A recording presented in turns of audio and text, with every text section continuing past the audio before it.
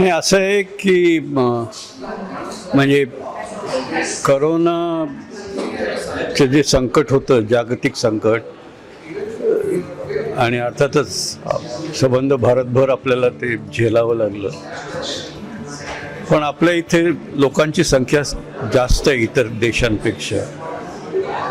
तरी पण आपल्या देशाने हे संकट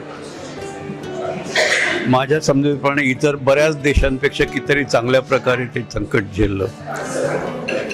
याच्यामध्ये लोकांना सगळ्या मेडिकल सुविधा पोचवणं, त्यासाठी जे वॅक्सिन लागतं त्या वॅक्सिनचा विकास, कारण तेव्हा काहीच नव्हतं सुरुवात जेव्हा झाली तेव्हा, तर त्या वॅक्सिनचा डेव्हलपमेंट, त्याच्यानंतर ते वॅक्सिनवरच्या ट्रायल्स, त्यांचं क्वालिफिकेशन, ॲक्सेप्टन्स, आणि ते सर्वांपर्यंत पोचवणं आणि करोनाला आटोक्यात आणणं.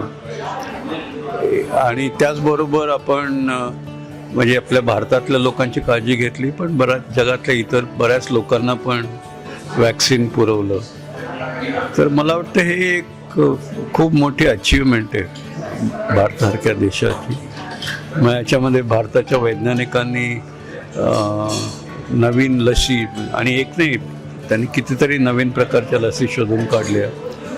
तर त्यांचा शोध आणि त्यांचा विकास, भारताच्या डॉक्टरांनी मोठ्या प्रमाणावर वैद्यकीय सुविधा पोचवायच्या लोकांपर्यंत, आणि हे सगळं करताना म्हणजे इन्फेक्शस डिसीजमध्ये या सुविधा पोचवणं एवढं सोपं नाही आहे. पण तरी पण त्यासाठी वेगळे स्पेशालिटी हॉस्पिटल्स वगैरे तयार करून, तर मला वाटतं म्हणजे वैद्यकीय कम्युनिटीने भारतामध्ये एक इतिहास घडवला असं म्हणायला हरकत नाही. तर अर्थातच याच्यामध्ये शिकण्यासारखं खूप आहे. आपण शिकलो आहोत खूप. करोनाबद्दल अजूनही सगळं समजलेलं आहे अशातला भाग नाही आहे. नवीन नवीन गोष्टी अजूनही लक्षात येतात आहेत. त्यामुळे ज्याला आपण नॉर्मली म्हणतो शिक्षण हे लाईफ लाँग लर्निंग असलं पाहिजे, ते एक अधिक व्यापक प्रमाणावर इथे पण आपल्याला ते प्रतीत होतं. आता बऱ्याच गोष्टी अशा आहे की जेव्हा क्रायसिस असतं तेव्हा सगळे लोक एकत्र येतात हे, आणि त्याचा सामना करतो आपण. आता क्रायसिस संपल्यानंतर मग प्रत्येक जण आपापलं म्हणजे नेहमीचा कार्यभार, नेहमीची दिनचर्या. तर त्याच्यामध्ये म्हणजे आता आज करोना आहे, उद्या म्हणजे अपेक्षा करूया की परत असं संकट येणार नाही. पण जर आलं तर आपली तयारी अधिक चांगली पाहिजे, त्याच्यासाठी तयारी असली पाहिजे. आणि विशेष मुळातच अशा प्रकारच्या गोष्टी येऊ नयेत म्हणून काय करायला पाहिजे, म्हणजे ज्याला म्हणतो पण की रूट कॉज क्युअर, फंडामेंटली काय. तर त्या दृष्टीने सुद्धा आणि आपल्या ट्रॅडिशनल पद्धतीमध्ये, ट्रॅडिशनल मेडिसिन्समध्ये याबद्दल खूप सारे घेण्यासारखं आहे. तर त्याच्यातनं पण आपण शिकलं पाहिजे.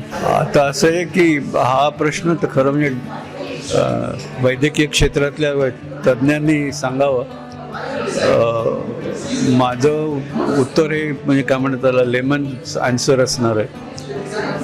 पण मला असं वाटतं की एकदा पॅन्डेमिक डेव्हलप झाला की मग लसीकरण हे अत्यंत आवश्यक आहे. पण म्हणजे लसीकरण करताना सुद्धा आपण म्हणतो ना, काही इम्युनिटी लसींमुळे होते आणि काही इम्युनिटी म्हणजे एका कम्युनिटीमध्ये सगळे इन्फेक्ट झाल्यानंतर यू डेव्हलप दॅट इम्युनिटी. तसंच एकूणच असे म्हणतात बऱ्याच वेळेला की अगदी स्टेराईल वातावरणामध्ये इम्युनिटी एवढी डेव्हलप होत नाही.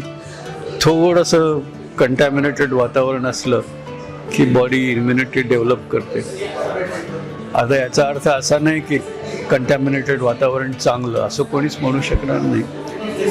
पण म्हणजे आपली जी लाईफस्टाईल आहे त्याच्यामध्ये कुठल्या तरी प्रकारचं संतुलन असलं पाहिजे. आणि संतुलन म्हणजे फक्त मी आणि आजूबाजूचं नाही असं नाही, पण एकूणच संबंध, इकोसिस्टीम बॅलन्स जर असली. आपण म्हणतो गावांमध्ये, शेतामध्ये मातीत खेळलं तरी ते खूप हेल्दी असतं.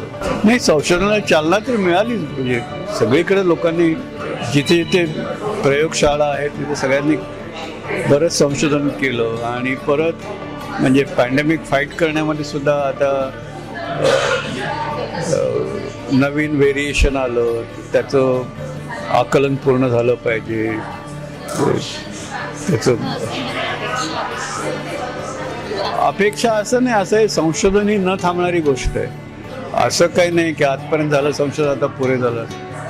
संशोधन असं एक जग, आपल्या आजूबाजूचं जग हे इतकं कॉम्प्लेक्स आहे की संशोधन थांबलं आता करायची गरज नाही अशी परिस्थिती कधीच येणार नाही. It has to be an ongoing आहे.